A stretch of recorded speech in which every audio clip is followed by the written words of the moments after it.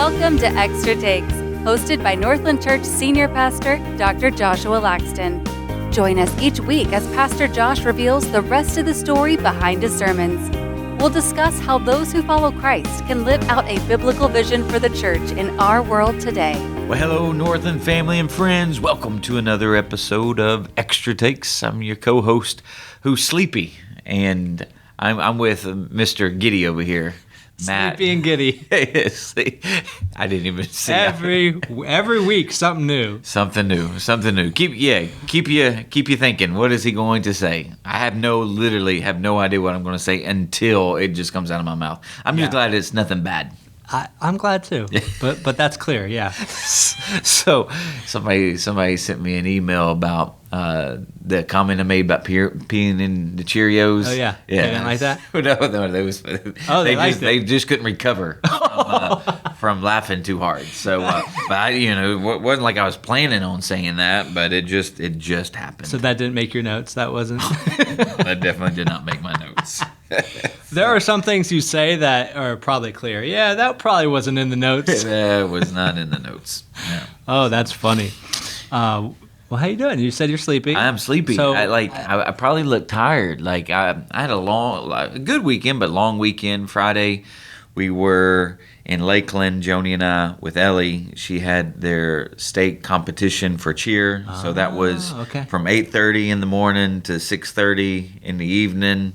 And so I was doing the math, and because I recorded her and her team both times. Oh, yeah. And the total amount of minutes they were on that mat, 6 minutes. So it was a long day. I'm telling you, those cheer competitions, woo! 6 minutes. Man, yeah, 6 minutes. Wow. 3 and 3. So 2 different performances. Same performance, 2 different times. 2 different times. Oh my goodness. So we had that. Then obviously Saturday, Sunday. Yeah. I had a fairly late night yesterday. Yeah. I had to go get my mom at the airport. Oh, okay. At like 10. Oh. So see, that's late for you. Oh gosh, it's very late. You're normally in bed. Very, very much so. I love my mama, so I had to go get her. So what are you drinking right now? I needed an espresso. This is just regular coffee. Regular coffee, okay. Regular coffee. So well, this always fires you up, Extra Take. So I think we're gonna see your energy come back to you. Let's see over the next hour. Okay, that's what I'm predicting. You're predicting. Yep. So let's talk about Believe, because this is a series that you've been looking forward to. I know you've been excited about, and this is week 3. Yeah. This is Sustaining Believe, and February 1st and 2nd. And we are in Exodus and in Numbers, so Exodus 12, 50 to 52, and then Numbers 14, 1 through 4, 20 through 23, and 26 through 30. You gave us the main point 2 different ways. You must endure the sabotages for Believe to succeed, and Believe will only succeed if you endure the saboteurs.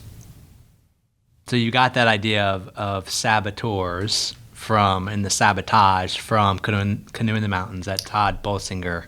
Yeah, book, and he right? talks about. I don't even know if he uses saboteur. I think he just uses sabotage. Yeah. So saboteur is at least original to me. There you go. Yeah. So it's more of the noun than the verb. Yeah. So that's the main point. In the outline, there was quite a bit there. Yeah, there actually, I mean, when you look at the outline, it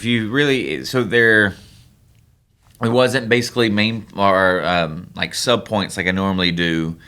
The bulk of it was the saboteurs. I wanted to see that, sure, and then obviously, how do you see God trying to sustain their belief? Sure. And so in some sense, I didn't want to break, because I thought about, should I in some sense break it down to 3 different, and I'm like, no, let's let these saboteurs live on their own, and then kind of almost sandwich them with the 10 plagues and the 8 signs and support. I saw that. Yeah. And there was really, 3 or 4 different lists. The 10, right? The 10 times they disobeyed, the 5 saboteurs, and then the 8 signs, which then led into how we see that in the New Testament, which I thought was really interesting. So, as you were creating this, we had those 3 or 4 different a list. What about this week caused you to share this material in this different way? Because we had a list of 10, we had a list of 5, a list of 8. Why do you think it kind of came out that way?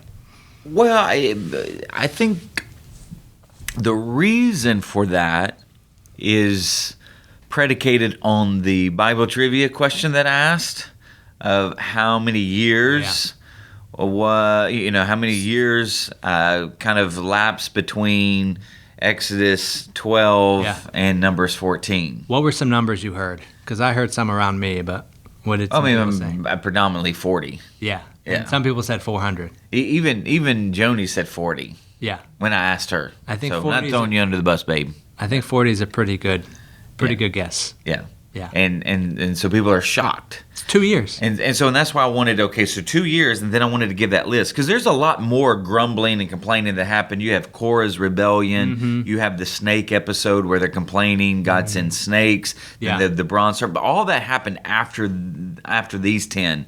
And after God judged them, saying, well, this older generation is not going to get into the land. Yeah. So, there's a whole other list, but it happened in between in some sense, the 38 years before they're going to go into the promised land. So that really set the stage, because I needed then everyone to see, okay, in these 2 year, it's kind of this 2 year period, these are the 10 things that, that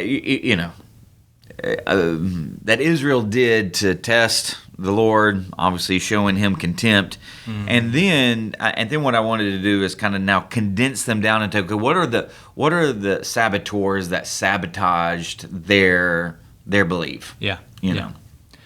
Yeah, obviously that's a shocking number of those 10, recognizing it's only 10 or only 2 years.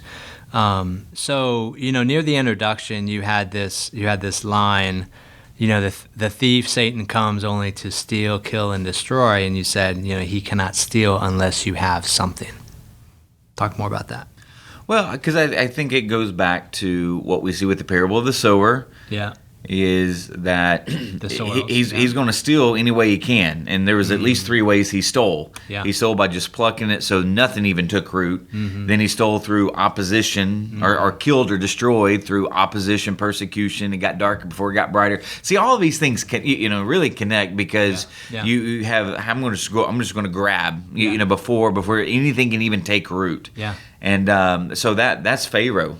Now again, I'm not saying that when Jesus is giving the parable, he's thinking of, but I'm making some connection and some application that you even see this with the parable. So immediately, Pharaoh's not even giving it an opportunity. Then you have some like, okay, I gave it an opportunity, but it got worse before it got better, and so they fell. And then you got a group of people from the seed that fell among the thorns, at the cares of this world, the deceitfulness of riches, so now you have these fleshly fits. And so now, and that kind of represents Israel now in the wilderness. Yeah. So this was, so the persecution, opposition kind of happened with them in Egypt. Remember last week, it was hard for them to believe. They wanted to believe. They wanted a redeemer. And so they immediately believed, but then Pharaoh kind of increased the opposition. He turned up the heat on their persecution. And so they didn't believe. They told Moses, we need you to leave. You're obnoxious. All right, so now they're delivered, but now they're going into these fleshly fits. They're constantly, embodying fear. They have these treasonous tactics, these burdensome baggage, and so they're gonna be choked out by the cares of this world. Yeah. And so again, and that's where I wanted to. And I've shared this before. I shared it in the Iron Faith series, and I think it really is now starting to sink, because there's a lot of things to untangle in some sense.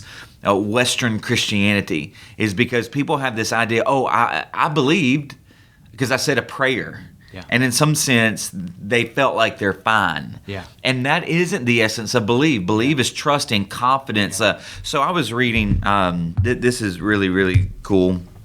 Because this morning in my devotional time, I have been reading through Corinthians, And so listen to what Paul writes in 1 Corinthians 15. He says, "Now, brothers and sisters, I want to remind you of the gospel I preached to you, which you received and on which you have taken your stand. By this gospel you are saved. If," and here's what he says, "if you hold firmly to the word I preached to you, otherwise you have believed in vain." And this is another. This is another example of, okay, he's getting at something is like, if you believe but nothing changes, did you really believe, or what did you put your belief in? Yeah. He's also going to say the same thing to the believers in the region of Galatia. He's like, I'm afraid that you've now been running in vain. Like, do you even know what the gospel is? Because these people have come in and they've confused you. And here's the thing: if you don't know the gospel, and the gospel is that the cosmic King has come.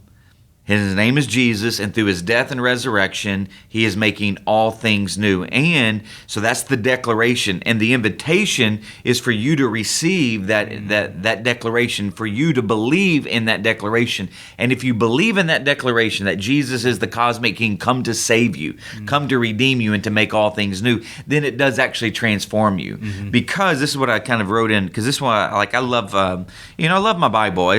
Some people make fun of it because it's such a big Bible, but I got it because you can write in the margins. So just this morning I was writing, what are you believing about Christ? And what you should believe about Christ is that he's the King, he's the Savior, who through his death and resurrection is ushering in new creation. I mean, that's really what Jesus is even getting at with this resurrection, is that the whole idea of Jesus being raised from the dead is the sign and the first fruits of new creation. He is the dawn of new creation. So that's why the old is gone and the new is come. And so if you're believing that he is the dawn of new creation, what you're saying is that you believe that he's the cosmic King. You believe that he is the rightful King of the universe, of the cosmos, who sits on the throne, who has the power to save, and anyone he saves is brought into this kingdom, and he gives them freedom, he gives them deliverance, he gives them forgiveness. And so if that happens, then guess what happens? Your life reorients and embeds itself into the King and his kingdom, which is the transforming nature of the gospel. And see, if you're and this is where I feel like sometimes we sell the Bible, and more importantly, who the Bible points to, Jesus, so short, as if praying to him like, "Oh Lord, save me," is this get out of free hell card, and you can live however you want to, doing whatever you want to, and that is not the case. Or it might be, well, not only a get out of free card, but as long as I go to church and pray and read my Bible, I'm fine. And listen, again, not against that, but those aren't necessarily the mile markers of your salvation. Religious people can do that. I mean, Muslims can do that. They can pray. They can read the Quran. They can be moral. But your heart and your mind is attuned and centered and anchored around Jesus. Because again, if you hold firmly. So and that's where you gotta anchor to what I preach. Otherwise, you believed in vain. And this was the sad reality. Billy Graham even said this, decades ago, that a lot of people who think they're in aren't in. And that's why I want to make sure that I preach, because I'm going to be held responsible for how I preach. I want to make sure that we're believing in the right one, in the right way. Because even Galatians, they believed in the right one, but in the wrong way. So they believed that Jesus was who he said he was, but they added to and said you need to do all these other things to be saved. So they believed in the right one, but in the wrong way, because they were all about religiosity, rather than they were about a relationship with the King and embodying his kingdom. So that's sobering. I mean, that really is. So that's why. But this is what's interesting is, so Paul's writing this in 1 Corinthians 15. We see the pattern in Exodus is that they did not hold firmly. So they said they believed in chapter 12, but then 2 years later, no, they have lived in a suspended disbelief. So, and that's why you have to look at that law of gospel motion and understand that the thief comes to steal, kill, and destroy, and that any little fragment of belief, I'm going to tell you, there's going to be the ultimate saboteur, Satan himself, that will employ any kind of sabotaging tactic that he can to steal, kill, and destroy your faith, your belief, so that you don't sustain that belief. Yeah. Now, some people would say, can you lose your salvation then? No, and I want to be extremely clear. What we see with Israel is that it never took. So it came from their lips, but it never took root in their heart, and thus displayed in their life. And so you cannot, and so you cannot lose your salvation. But if those, and the Bible uses terms like fall away, what does that represent? Is that it never took root, because a tree is firmly planted by the water, and that tree shall not be moved. I mean, so the psalmist writes that. But so I just want people to be very clear, is that you cannot lose your salvation, but what you can do is live in such a way that exposes that you actually never had salvation, which is the whole idea of the firmness around Jesus, which we'll probably end with today. Yeah, so speaking about that 10-year period, those 10 times they disobeyed God, which of those 10 surprises you the most? All of them. No, you can't say that. Why can't I say that? Here's what I actually think is quite comical, is that they're afraid at the very beginning with Pharaoh pursuing them. I mean, listen, they got a mixed multitude out with them. They have heard that other Egyptians have said that Yahweh has ruined us, that God has ruined us, and now they're thinking God, like it doesn't even compute when I'm looking at it. Sure, like immediately that doesn't. I mean, again, that doesn't compute to me. The golden calf doesn't really compute to me. That one's surprising because when you're reading that story in Exodus 32, and I'll just flip there, because it's quite comical. But so Aaron, so when the people saw that Moses was so long in coming down from the mountain, they gathered around Aaron and said, "Come, make us gods who will go before us. As for this fellow Moses who brought us out of Egypt, we don't know what has happened to him." And so and so there were and then they said, "These are your gods, Israel, who brought you up out of Egypt." It's like, I just laugh at it, because it's extremely comical that they're going to now celebrate these material fashioned gods after, and again, this is after Exodus 20, "Thou shalt not have any other gods before me, and thou shalt not make any graven image."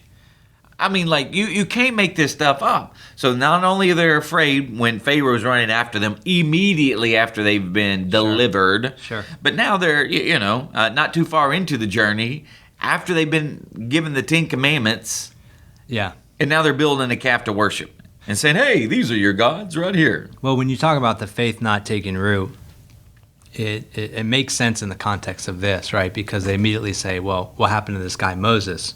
Who's this fellow? Yeah, as opposed to talking about Yahweh. Yeah. Where, Yahweh hasn't heard us. Oh, well, Moses is gone, right? The Yahweh is, it feels like it's implied Yahweh is Moses' God. Yeah. And now that he's not leading us, we're going to turn to other gods. Well, and we'll talk about Moses in a second. But then the Lord, so Moses is up there with the Lord, and the Lord says to Moses, "Go down," because I'm chuckling, because again, this is actually pretty comical. "Go down because your people." That's what God says to Moses. Your people. Is that like when your parents eating? Yeah, your people whom you brought up out of Egypt have become corrupt. They have been quick to turn away from what I commanded them, and have made themselves an idol cast in the shape of a calf. They have bowed down to it and sacrificed to it, and have said, "These are your gods, Israel, who brought you out of Egypt." I mean, this is very telling here. Once again, all right, your people, like that, they weren't my people. He says, man, that's so confusing. That's so confusing because he's always saying my people. They have become corrupt. Oh. They have been quick to turn away from what I've commanded them. Remember, listen plus obedience equals heed. And again, you're throughout, even early on, God's doing all of these signs and wonders not only for the Egyptians to know, but also for Israel to know that he was the one true living God. And what you're seeing, even in chapter 32, it has not taken root. I missed it. It has not taken root. So that's why they leave physically without ever leaving spiritually. Yeah. So those were the two. And then the bad report. So the bad report is the climax. Because the reason why it's the climax is this is where God's going to judge them and say, no more. I've had enough. You're not getting it. Obviously, you're not believing. Yeah. And so I'm going to put a stop to it right now. But he's not going to immediately, because you have to understand that he also wanted to kill them here. And Moses intercedes. Yeah. And then in chapter 33, God's like, hey, listen, you can take them to the promised land, but I ain't going to be with you. And Moses is like, well, listen, if you ain't going, I ain't going. Right. So there's no sense in us going. I mean, so God's wanting to do something with them right then and there. Moses intercedes so that God doesn't immediately kill them.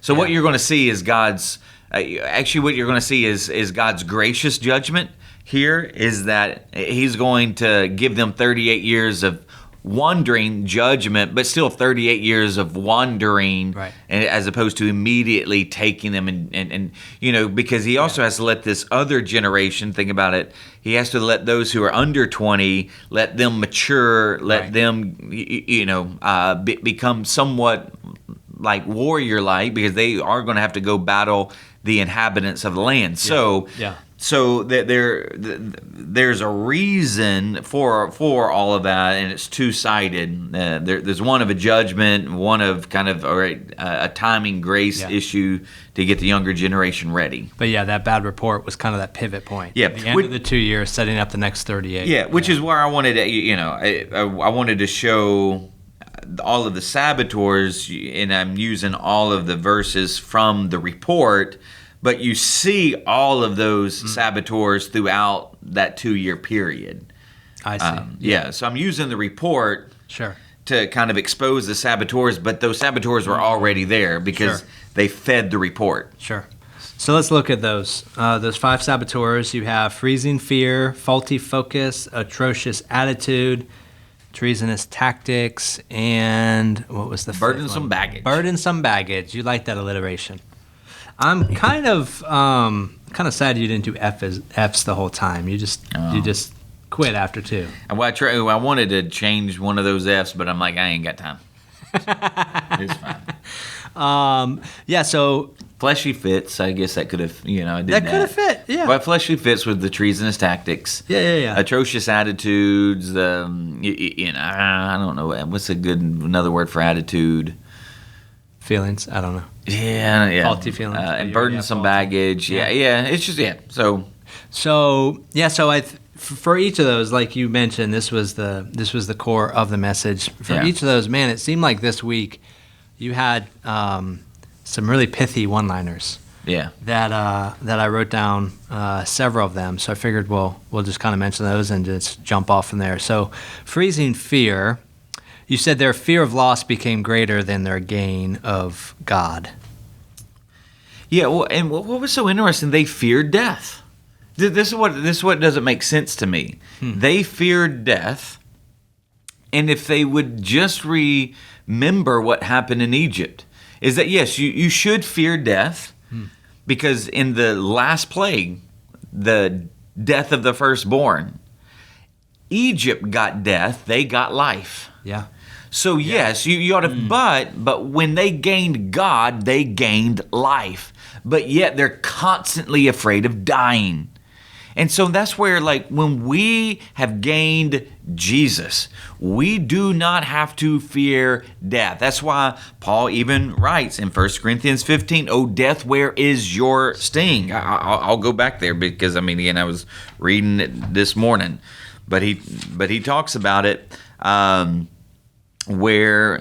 he says this, for the perishable must clothe itself with the imperishable, and the mortal with immortality. When the perishable has been clothed with the imperishable, and the mortal with immortality, then the saying that is written will come true. Death has been swallowed up in victory. Where, O death, is your victory? Where, O death, is your sting? The sting of death is sin, and the power of sin, Paul is saying, is the law. But thanks be to God who gives us the victory through our Lord Jesus Christ. And so what Paul is saying is, like, we no longer have to fear death. We no longer have to fear how we're going to die. We don't have to fear. We don't have to fear disease. We can live in victory, knowing that when we've gained Jesus, we have actually gained life. So to breathe our last here is to breathe our first there. And so yet they have this freezing fear because they're afraid that Pharaoh is going to kill them. They're afraid that now the inhabitants are going to kill them. They're just afraid. And that fear of loss becomes greater than their gain of God. But here's the thing: what they actually reveal is that they never gained Him. Yeah. So that's kind of where it's shocking. And that's where it is shocking, and so that's where, like, because again, I'm wanting to teach the Bible and not so spend it, talking about how you apply it in the church. But I actually think that and I did apply it some here to the church, but before I even talk about that, I do think that there are a lot of individuals that their fear of whatever loss is becomes greater than their gain of God. So if they fear losing a friend, but more than their gain of Jesus, okay, then why do you fear that more than your gain of Jesus? Because here's the thing: or if you fear what other people say of you more than what Jesus says of you, like, you're going to be afraid. And Jesus has not given you a spirit of fear, but a spirit of power, love, and a sound mind. That's what Paul tells Timothy. So we need to live in our faith in Jesus that becomes greater than anything that we would ever be afraid of. And so that's why a lot of times we should be able to say we can because of Jesus. We'll say we cannot because our fear of whatever that is becomes greater than Jesus. Yeah. But then churches, because I've applied this many times to churches that were in need of transition. They were in need of revitalization. They were in need of a comeback. And so I've been at a lot of churches that said, no, we know that we need to change, and we know that we're struggling, and we know that we need help. We know that we need to do some things differently. But then when you start moving that way, we can't do that. Why?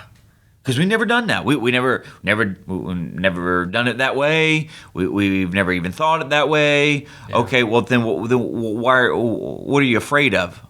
They're afraid of change. But so that afraid of change, though, is actually connected to maybe one or two things. Yeah. Because that fear of change might mean a fear of giving up control because they don't want to do it that way. Sure. So the reason why they never have is because they actually don't want to do it that way. So and again, I really haven't seen this here at Northland, but I've seen it other places. But you'll have an older generation like, we pay the bills around here, we can't do it that way. And the reason why they can't do it that way is because they don't want to do it that way. But if you do it that way, it might actually reach their children and their grandchildren. Yeah. But then. Another reason why they may not want to do it that way is because, well, if we do it that way, then my friends are going to get mad and they're going to leave. Well, so what do? They fear loss. They fear the loss of their friends. They've been at church with them for 15, 20, 25 years. And so if their friends get mad and leave, then it's going to affect them. And so they don't want to change. And so all of this compounding change or loss, becomes greater than the call that God had placed on their life as a church. Yeah. And then as a result, when a church fears loss, and those losses become greater than their gain of God, then what you'll find is that church will continue to slide and decline because they're not willing to actually follow the heart of God. So that's how freezing fear will keep us from following God. Great. Now that second one, faulty focus. You said a faulty focus can lead to a failing faith. You also said if you pay attention to the waves, you'll lose your way. And that was in reference to Peter. Yeah. Yeah. Yeah. Yeah, I mean, again, we see it. That happens quite often in individuals' lives. Is that they go through something bad, they prayed, and it's kind of like what Paul prayed when he talks about the thorn. So in 2 Corinthians 11, I mean, well, I'll just turn there. I mean, again, why not? So you're starting to regain your energy. I see it. Yeah, the Bible. Talking out of the Bible. We don't live by bread alone, but on every word that proceeds out of the mouth of God. So, but here's what So here's what Paul. He actually talks about.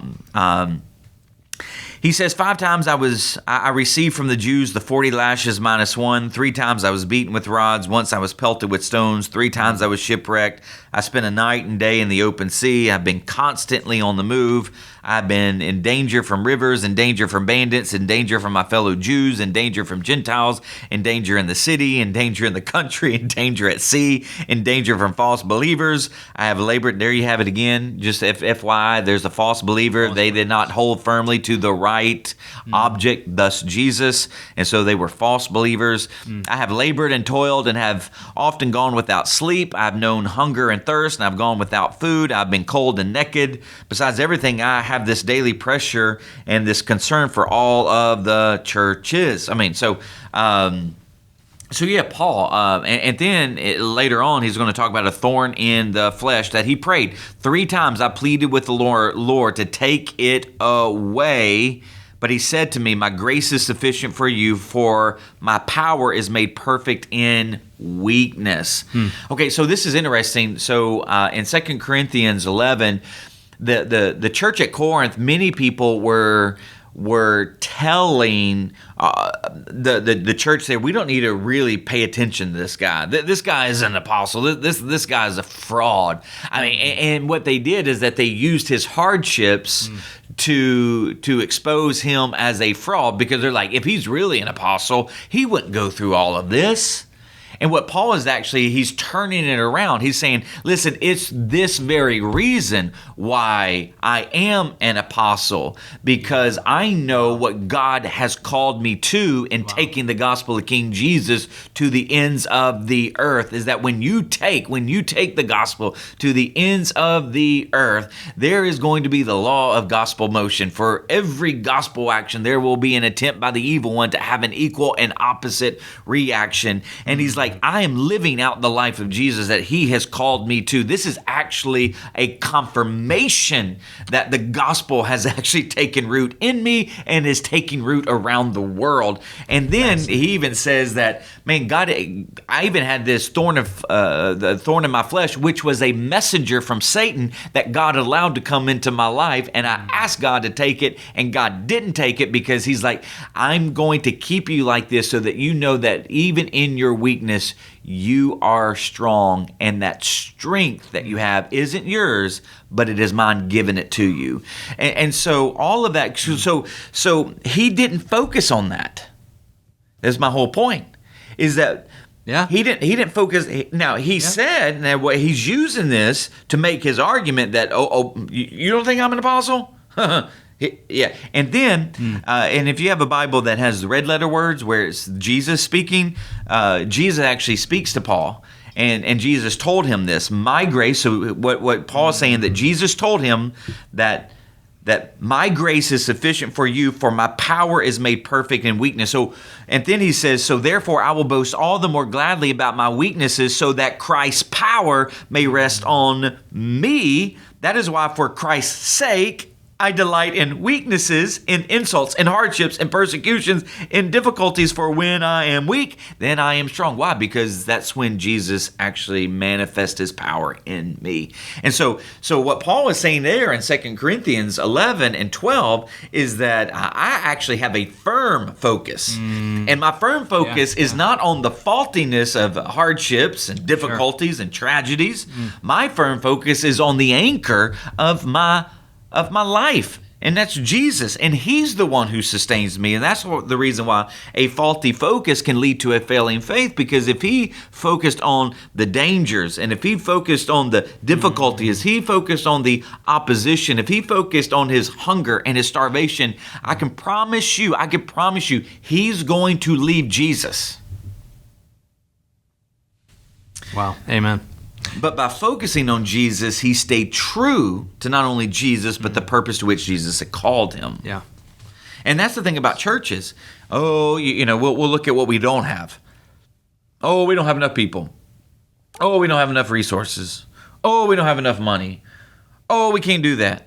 Oh, people are talking bad about us. Oh, and it's like, okay, what? All right, who should we be looking at? And so it's not to say, completely ignore those things, but you have to understand their role.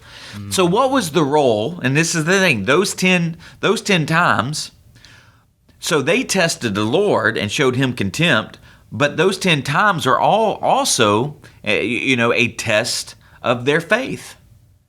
And it revealed that they were lacking. Yeah, it revealed their lack of faith. Yeah. So how you approach and how you view and your perception of the difficulties in your life, the hardships, the trials, the suffering, the pain, how you perceive those, then will either strengthen your faith, like Paul, or it will lead to a failing faith, like Israel. Yeah. I mean, we see that in individual lives and in churches as transitions happen. What is uncovered is very revealing. Yeah. It's hard to fake it when things are challenging. Well, so let me. I'm gonna give some. Let's give some examples. Some really difficult ones. All right. Okay, I'm gonna give 2. Okay. I'm gonna give a left one and a right one. Okay. All right, so when the nation is moving in a more secular, progressive society, or towards a more secular, progressive society, there is a tendency to begin to shift how the church views certain social things. Yeah. And when you put your focus on that to try to make the church relevant, she becomes irrelevant. Yeah, because their focus is off Jesus. Yeah. Yeah.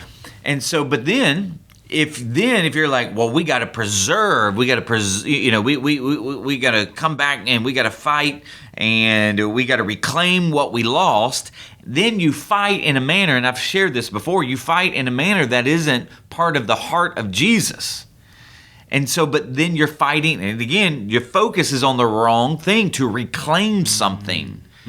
And to force feed that on other people. And so again, that's where you have to understand what is the focus of our faith. And that's, as long as you have the right focus of your faith, then you will become firmer in that faith. And so those are just 2, two examples. Well, I think that's a little good. bit, yeah. And I think that actually leads us to that next one, atrocious attitude. Yeah.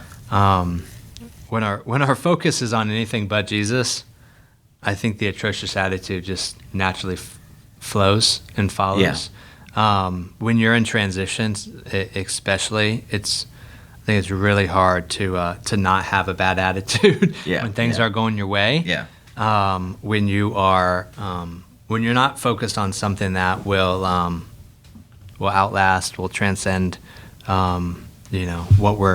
what we're doing here. So that's where you really unpack this idea of your complaining reveals your view of God. You said you ultimately are complaining about how God is doing his job. I never thought about that before. Yeah. Had you considered that before, or is this a new concept that came out from It's just this week? Another way of saying it. Yeah. Yeah, because we like to complain about people not doing their job. We do. And so what you're saying when you complain about life and what you're going through, you're complaining about how God's doing his job, how he's running the cosmos. About his sovereignty, yeah. Yeah. Yeah, I don't think we think of it that way, though. Well, of course we don't, because we try to make ourselves look better than what we are. But I can promise you, if you were like literally physically sitting down with the Lord, I bet he would grill you just like he grilled Job. Oh, so you're a little unhappy about what I've allowed to come into your life. Oh, you really don't like what I made come into, like, okay, so explain. Do you think you can do better? How do you think about how you can run your life and run the, how many billion people we have in the world right now? 8 billion, something like that? Yeah. Okay, so, and you think you can do a better job? And do you think you can do, and I mean, he would, and it's kind of like, wow, because God is not surprised by what happens in our life, what comes into our life, what is allowed to come into our life. Like, and that's the infiniteness of God. And then when we complain about the little things but here's the thing, they can be very big things to us, but in the grand scheme of things of what God's doing, they're small things. Mm-hmm. And so, yeah, I thought it was going to be more potent if I said, we're going to leave God a bad review. We don't like the way you're doing your job. Now, here's the thing, though. Like, a couple things. One, like if you ever, if it's at a place of business or if it's at the church, instead of complaining, I think there are ways that you can give constructive criticism or constructive feedback. Yeah. You can ask good questions, or you can say, you can couch it in, hey, when this happened, it made me feel this way, and so, because now you're giving someone an opportunity. Well, I didn't mean to make you feel that way, or hey, can you explain to me why we do it this way? Yeah. There's ways as opposed to, well, I don't like this, but because that's where, like, you didn't do this, and the complaining is very sharp and critical. It's condescending, and when I say it is destructive, the complaining. But constructive, criticism or constructive feedback, what you're trying to do is get a sense of understanding of why somebody's doing something, or to help them build something better. Sure. Right. Now, when it comes to God, I don't know if you want to give him any constructive feedback. However, I think it is perfectly okay to ask God questions. Even Job did. Why? Now, you might not get the answer, or you might not even like the answer. Even Paul, he asked God to take things away from him, and God didn't. And he was okay. At the end of the day, he was okay because he realized who Jesus was in his life. So all that to say, I would say if you're dealing with human beings, don't complain, don't murmur. You can be constructive. But if you're dealing with God, I don't know if I would be constructive, but you could be inquisitive in a humble way. I think there was an element where Job was being inquisitive in a condescending way, and God bowed up on him. So we don't want God to bow up on us. Yeah. So that's what I would just say about the atrocious attitude. Mm-hmm. But again, your atrocious attitude is a revelation and a manifestation of your atrocious heart. Because that's where I said atrocious attitudes lead to awful actions. Awful actions come from an arrogant, corrupted heart. Because again, that's what you see with Israel, is that their heart just wasn't in it. Yeah. Oof. All right, let's look at that next one. Treasonous tactics. That's the fleshly fits. All right, so I have a question. Okay. They really wanted to stone Moses? Well, I mean, according to Numbers 14. I had to go back and look at it. Did you? No, he's got to be mistaken. I knew you weren't. You didn't know that? It's just, it's so shocking. Like, it's one of those things where you're like, well, that can't be. Yeah, but the whole assembly talked about stoning them. Then the glory of the Lord appeared at the tent of meeting to all the Israelites. So, the whole assembly, too. Yeah. So not just a few of them. Yeah. A few bad apples. The whole assembly. Yeah. Oh, yeah. Yeah. Could you imagine 1.5 million people turning on you? Minus 2. Joshua and Caleb, like, we ain't having no. We ain't in this. Yeah, I mean, like, think about your Moses. But this is interesting. So the glory. And that's where, like, I've had I'm telling you, I'm living this out because I have been rejected at places, but God hasn't rejected me. And God didn't reject Moses. The glory of the Lord appeared at the tent of meeting. And then the Lord said to Moses, how long will these people treat me with contempt? And how long will they refuse to believe in me in spite of all of the signs that I've performed among them? Right. Like that's what he's saying. I've sought you out. I've given you signs. Yeah. I've given you this support. Yeah. And you still do not believe. Yeah. Yeah, Moses, it's not you, it's me. And then that's They where don't believe me. And that's where Moses, once again, he intervenes. If you kill these people, the Egyptians will hear about it. Won't be good. That's remarkable. And so just think about the grace of Moses too. To say 1.5 million people, turning on me, and don't wipe them out. This is a jacked up situation. Don't wipe them out. I'd be like, wipe them out. We'll start all over. So I have a question we didn't get to last week. I think you mentioned that Moses was the most important figure in Israel's history? Well, yeah, yeah. Over David or Solomon? Well, you have, because Israel, you have to realize they built their lives on what? The law. Who was given the law? Yeah. Moses. So you did have, in some sense, obviously big monumental figures like Abraham. Yeah, you had Abraham. And then David. But the quintessential person was Moses.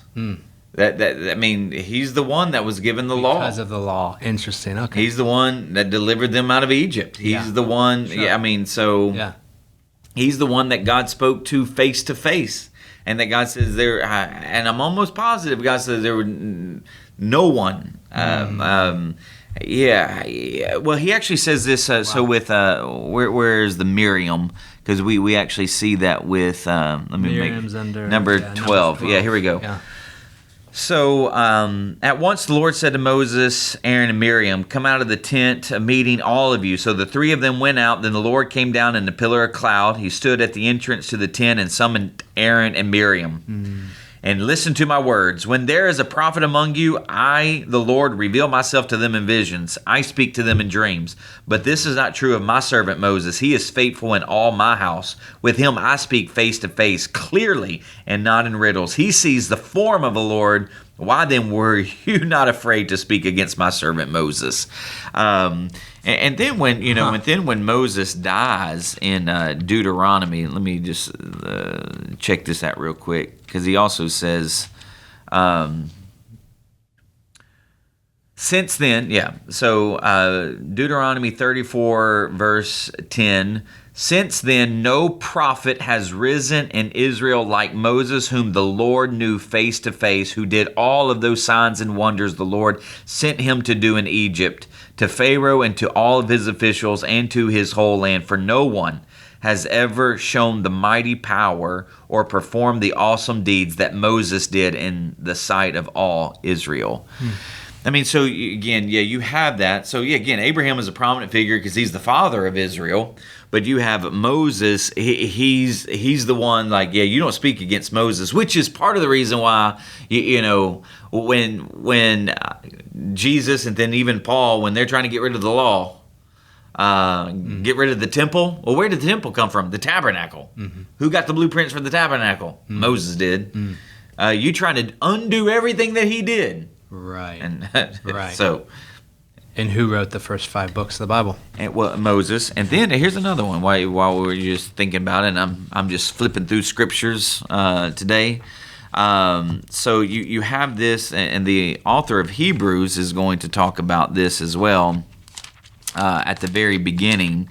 So now, the author of Hebrews is definitely going to talk about. I think he's going to mention Abraham, but you have to see that.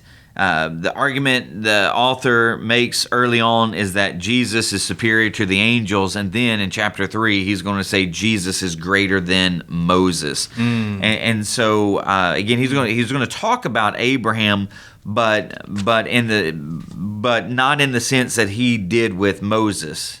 Sure. Because Moses was put on this pedestal. And and the author of Hebrews is saying, no, Moses stepped down so that Jesus could be put on that pedestal. So. All right. Yeah. Compelling argument. I like it. Yep. So let's look at burdensome baggage before we look at the last 8 signs and support. So for burdensome baggage, you said you can't experience God's best living in your worst. Yeah, so again, if you really look at it, and these saboteurs, all right, so you have this fear, and so you don't have, so here's, remember, I don't, like, this is why it's such a beautiful picture. Remember, not week 3, but week 2, when I ended, and I said you have now the convergence. You have the Egyptians, Israel, and Moses converging, okay? So that's the convergence of peace, redemption, and purpose, okay? Yeah. Well, so what we're seeing with the saboteurs is that, in some sense, while they're redeemed, and I'm going to put it in air quotes, while they're redeemed from at least the Egyptians, they're still living enslaved. But what we're seeing is that they don't have peace because fear. They don't have the right focus because they're putting it on all of the other things as opposed to the Lord. It leads to this atrocious attitude. Then, if you live in it, it's going to lead to treasonous tactics because it's not taking root. So what's out of the heart? The mouth speaks, actions, come. Like so, Sure. Yeah. They. And then burdensome baggage is the totality of everything. Got it. Okay, Yeah, so this burdensome baggage reveals, okay, they've never really left Egypt. Reveals that they really don't have the peace of God. Reveals that they're really not even going to live out the purpose of God. So while they, in some sense, have left physically, they haven't left spiritually. Yeah. They're still dead. Yeah. And that's why God's like, you're going to die in the wilderness. You're dead. And you're not useful to me. Because you're not fulfilling the purposes to which I have created and redeemed you to fulfill. Now, next week we're going to actually look, because now he's going to take a whole new generation and he's going to move them into the promised land. We're going to see why. But we're also going to see the mission statement, and I've preached on the mission statement before in Exodus 19, but you can't lose sight of that, because Exodus 19, the whole law, and that's the whole law, is given to Israel, yes, in the wilderness, but for their governance and their life in the land. This is Israel's mission statement. Israel's mission statement. Yeah. Because it's revealing their purpose. But what you're seeing in these saboteurs is the sabotage of their faith, where they're not redeemed. They have this uneasiness in their life, the same thing that Pharaoh and the Egyptians had when Israel was growing significantly. There was an uneasiness with them. There was no peace. There's no peace. They haven't really been redeemed, and they're not even living out a purpose. And so they're going to die. So that's where, so that burdensome baggage, I'm telling you, there's a lot of people, again, and we're seeing it in America. They grew up in church, they left church. And I'm not saying just because you leave church, you leave Jesus. But I think that's a good sign that you're probably at least one foot away from fully leaving Jesus. And again, some people might want to argue with me about that, but my thing is that if you really do love Jesus, know Jesus, the true Jesus, you're going to love his church, warts and all. There's just no ifs, ands, and buts about it.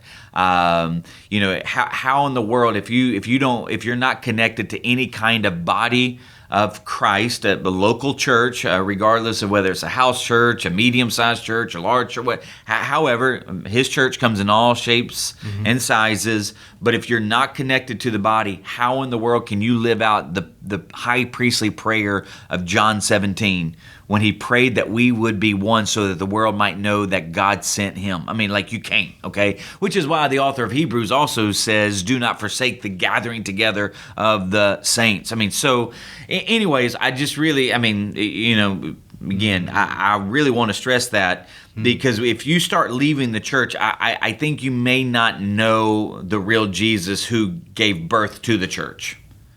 That's just one sign, okay? Just one sign. But all that to say, I think there is a large population in America. They once were in church. They once, really were pursuing Jesus, and now they're probably more like a Moses, life when we first saw Moses, just out in the desert doing his thing. Probably a good guy, moral guy, but spinning his wheels and in a spiritual midlife crisis.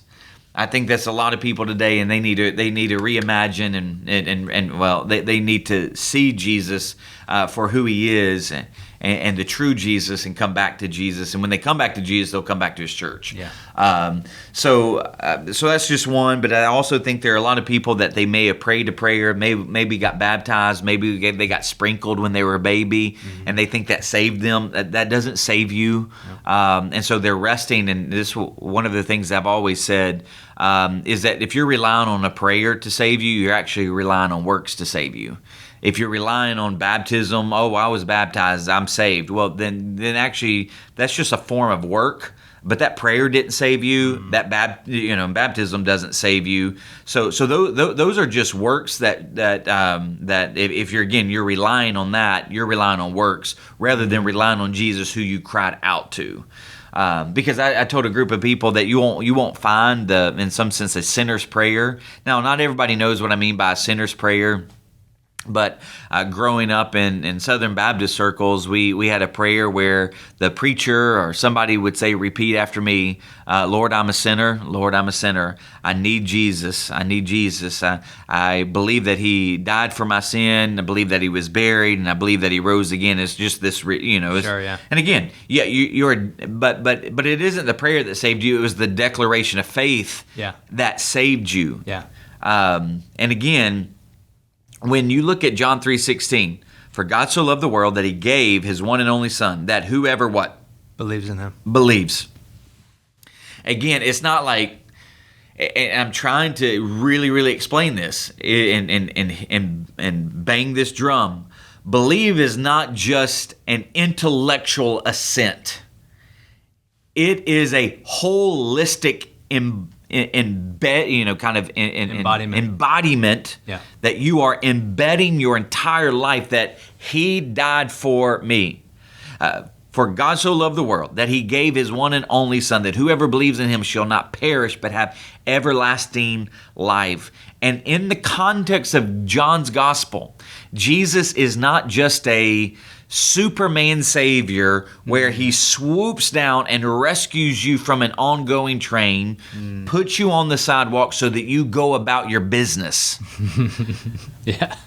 He is one who has come down as the cosmic redeeming king who has given his life for his kingdom and for his enemies. Now, when I say his kingdom, because he had to die to repair the cosmos, but he also had to die to bridge the gap between God and man. So Jesus has given his life as the Redeemer King, so that when we're reconciled to God, we are brought into his kingdom, and therefore in a kingdom, everything revolves around whoever sits on that throne. King. Yep. Well, Jesus sits on that throne. So in his kingdom, it's not a democracy. In his kingdom, you ain't got to vote. In his kingdom, what he says goes. And what you're seeing even with Exodus and with Israel is God is their king. Because that, so even though he tells Moses that kings, and I want to say Deuteronomy 15, 17, something like that. But so kings are going to come. But how it came about, though, was that God was supposed to be their king, and there was going to be a representative that sat on the throne. Well, later on in Israel's history, and as you can find this in Samuel, is that the people wanted to be like every other nation, and they wanted to elect a king, and they wanted him to rule. And it was a rejection of God being king. Yeah. And so Israel just didn't get it. And that's where Jesus has given us revelation and has given us his spirit so that our eyes can be even more opened than Israel's eyes, so that we can be even more firmly established than how Israel was loosely. I won't even say established, but they were loosely. Wow. So that's where I'm trying to drive home the idea of believe is it's embedding yourself into the life of the King if you say that He is your King. And that's why I just do. I believe it with all my heart, and I'm not trying to say it as a shock jock, but there are a lot of people who they say they believe, but it's never taken root. And there are a lot of churches that say, "Oh yeah, we love Jesus. Yes, we do. We love Jesus. How about you?" But they don't do anything to make a difference for Jesus.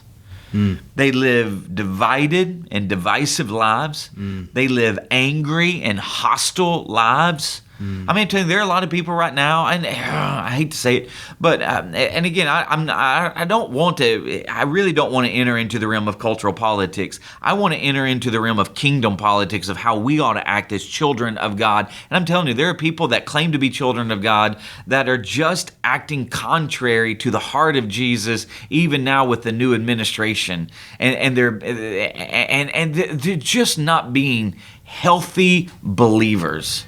And I really want to call them back to that.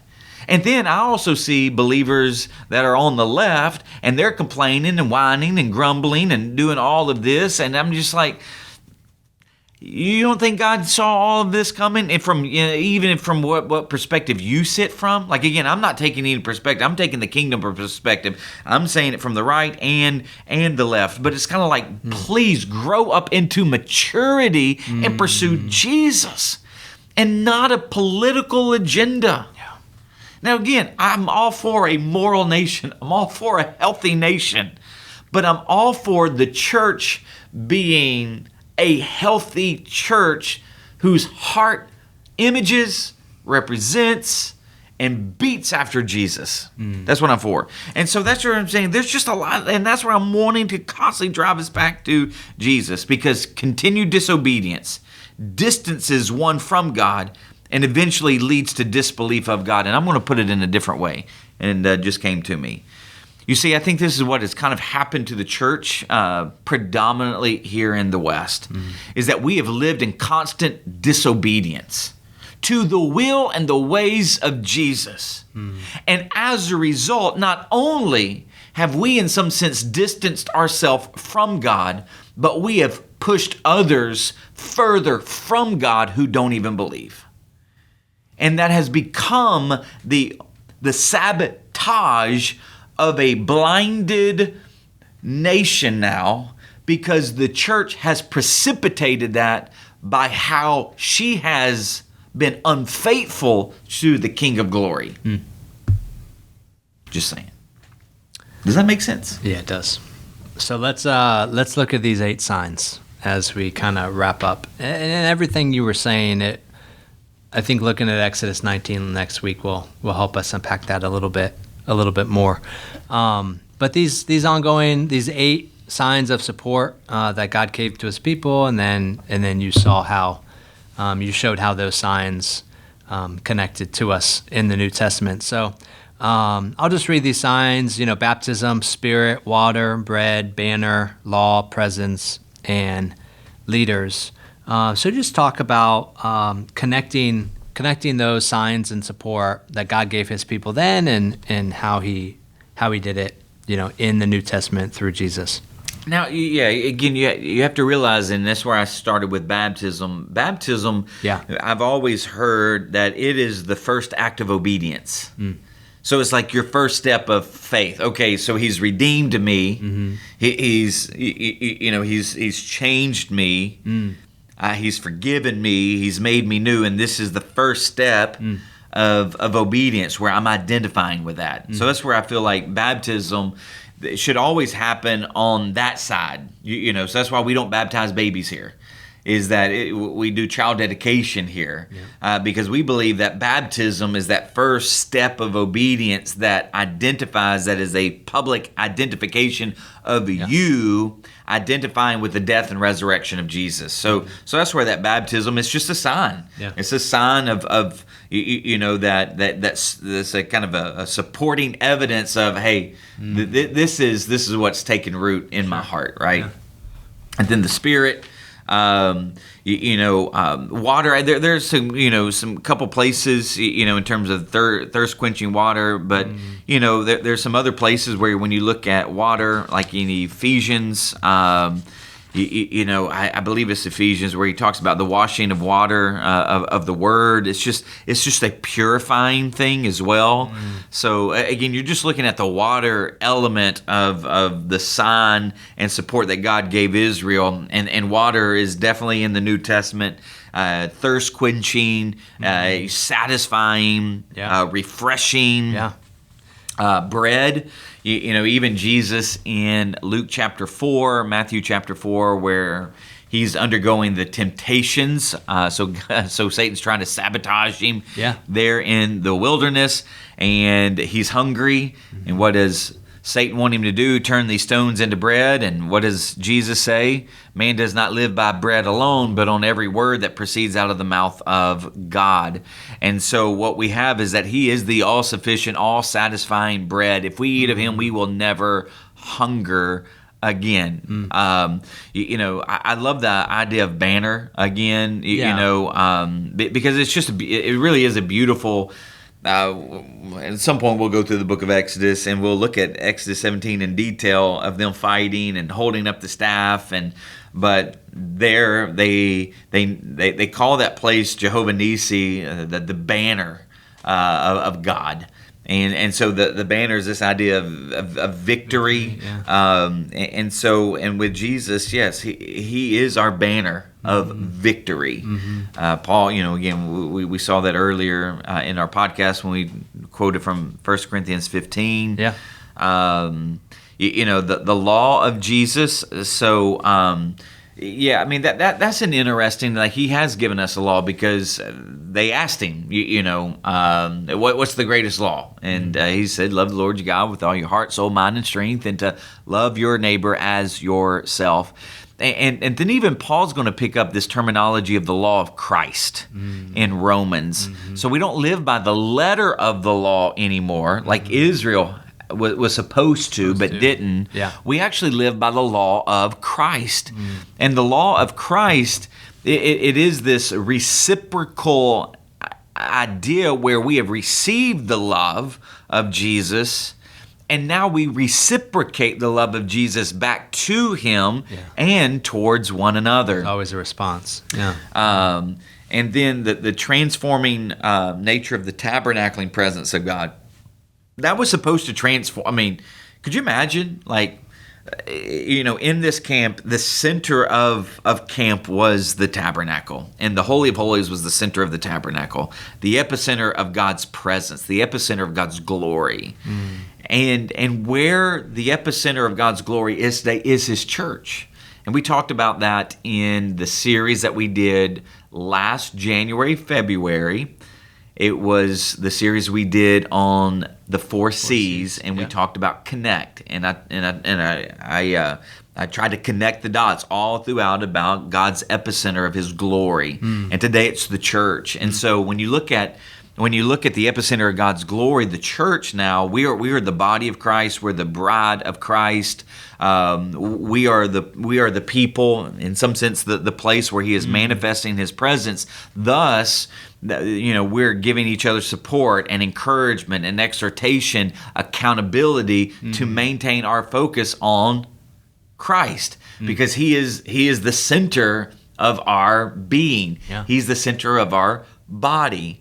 So that's why you need to make sure that you're connected to the tabernacling presence of God, and then sent leaders to oversee us. And that's where I really take my calling very seriously, as do all of the people that work here, including you, is because God has called leaders to oversee, to lead, to mobilize, and to keep our focus on Jesus. Yeah. And if at any point I detour from my calling, then I need somebody to either speak life into me and bring me back, or I need to go do something else.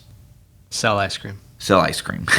And so those are those 8 signs, 8 support, so kind of supporting mechanisms that God has given His people, both in the Old Testament and now even in the New Covenant.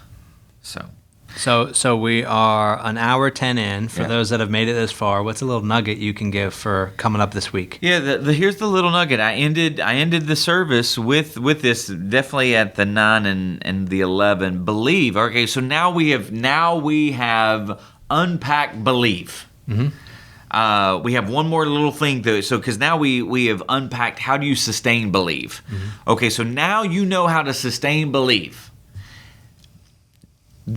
Once you do that, believe isn't the end, it's only the beginning. And that's where, okay, now we're really going to see what was the ultimate goal and movement God was bringing Israel to when He redeemed them out of Egypt. And so I'm just going to use 2 words, prize and purpose. Prize and purpose. Okay. And so He was going to give them a prize, their inheritance, but for a purpose. So we're going to unpack that with Israel, and then we're going to see how that actually applies to us in the 21st century. So what is our prize? What's our inheritance? And what's our purpose? Because ultimately, that's the beginning. Here's the thing. That's the beginning of believe. That once you now understand that believe is just the beginning, it's not the ending. The beginning is now, okay, now I'm pursuing my prize, I'm pursuing my purpose. But what does that mean? There's your nugget. All right, I like it. So I'm ready. All right, Northland family and friends. Well, thank you so much for tuning in to another episode of Extra Takes. Until next week, blessings. Thanks for listening to Extra Takes. Be sure to follow us on Spotify and Apple Podcasts so you won't miss a single episode.